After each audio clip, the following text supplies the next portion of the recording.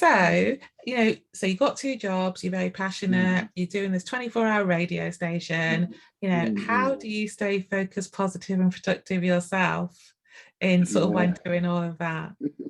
Well, actually, since the pandemic, I started working home all day, I discovered walking. I think a lot of us discovered walking, since the beginning of the pandemic.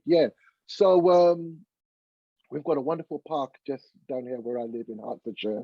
And I enjoy like an hour's walk through, and it's a nature walk, and sit down by myself.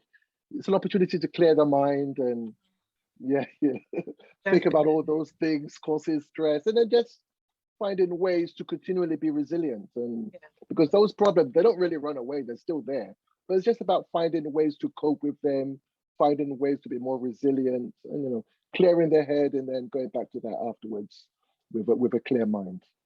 So a lot of walking, a lot of just taking time out, and just sometimes just abandon everything totally, just leave it. Leave it for a few hours or a day or two, and then come back to it afterwards.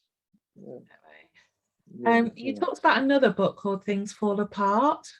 Yes, I did. And it's so funny. The thing about Things Falling Apart is that Things Fall Apart was that it kind of it emphasizes about what we about toxic masculinity, if to put it in a that kind of a phrase. And so there's the protagonist in Things Fall Apart. His name was Okonkwo, and a lot of his behavior these days would be known as toxic masculinity. Now, and that particular behavior caused a lot of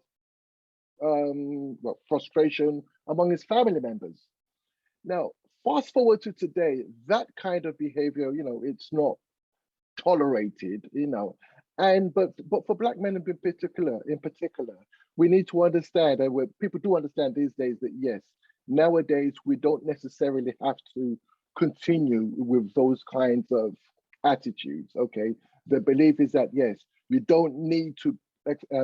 You can still be a man, you can still be powerful, you can still be dominant without exhibiting that kind of masculinity. Yes, that's amazing. Yeah. And again, it's part of the mental health conversation that is necessary, I think, for men.